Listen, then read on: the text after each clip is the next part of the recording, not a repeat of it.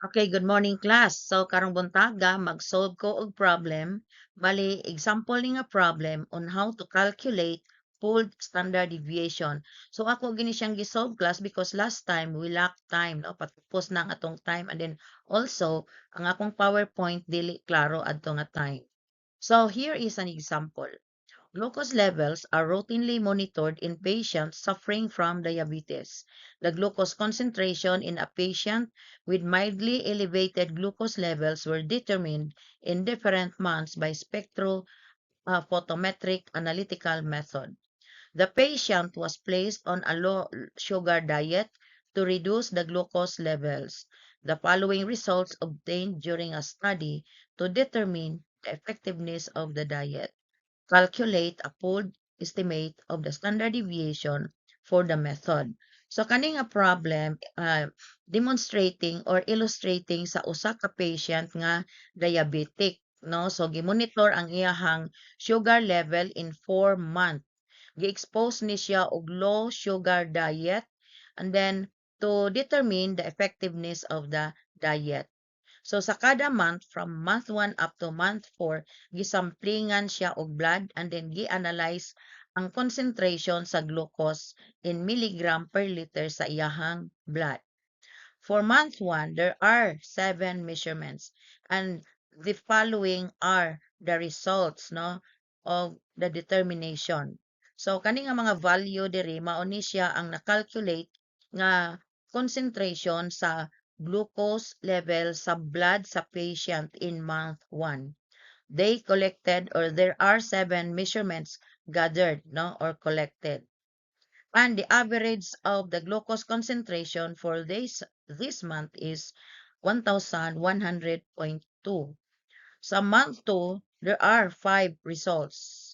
And you notice nga medyo nag-reduce ang concentration sa glucose sa blood sa diabetic nga person in month 2.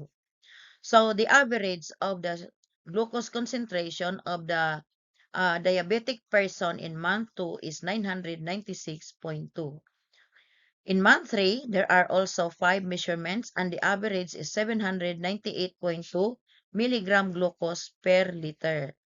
And in month 4, there are 7 measurements or 7 concentration of glucose in the blood expressed in milligram per liter. And the average of this is 771.9. Next is I calculated the pooled standard deviation using this formula. So you notice nga ang formula is simply the square root of the sum of squares of the deviation of individual measurement and the mean. So here, so kani siya nga summation para sa first month, kani siya nga summation para sa second month, kani nga summation is para sa third month, and we need one more representative no for month 4. So I calculated the sum of squares of deviation from the mean, but before I calculated this sum of squares of deviation from the mean, I calculated first the squares of deviation of an individual measurement from the mean. So the formula is xi minus mean raised to the power 2, where xi represents the individual measurement. For month 1, ang atoang xi are the following, kani 7 ka measurements. So each measurement is subtracted by the mean and then square. So mao na ni siya ang mga corresponding sum of squares of the deviation from the mean for month 1. So this one here is for measurement 1, measurement 2, measurement 3, measurement 4, measurement 5, measurement 6, and measurement 7. Similarly, ang mga result pod sa month 2 up to month 4, gi-calculate sab gihapon ni using the same formula. But ang data nga atong gigamit are data from month 2, month 3, and month 4. So, naano tayo na-calculate nga value. So, kaning mga value diri para sa month 2, kaning nga mga value diri sa square of deviation from the mean para sa month 4, kani nga mga value diri sa squares of deviation from the mean is para sa month 4. And then, kini ang formula for the calculation of pooled standard deviation, no?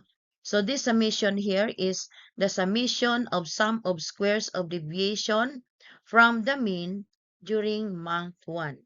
Kani siya is ang summation of squares of deviation from the mean during month 2, and then this one during month 3, and we need one more summation here to represent month 4.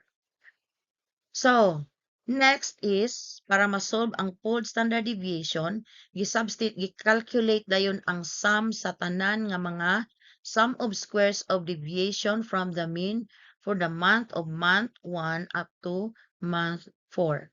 So, here is for the summation for month 1, month 2, month 3, month 4. So, i-substitute na to siya sa atong equation. So, here they are. Divided by, kanina sa denominator are degrees of freedom. N1 here represents the total number of measurements sa month 1. N2 represents the total measurements sa month 2. N3 represents the total measurements in month 3. And then we also have here, nga wala na to nakita, N4 represents the number of measurements for month 4. That's why we have here N1, N2, N3, N4 minus NT. NT is the total number of data sets. And then you notice that the monitoring has 4 data sets. We have month 1, month 2, month 3, month 4. So that's why here 4.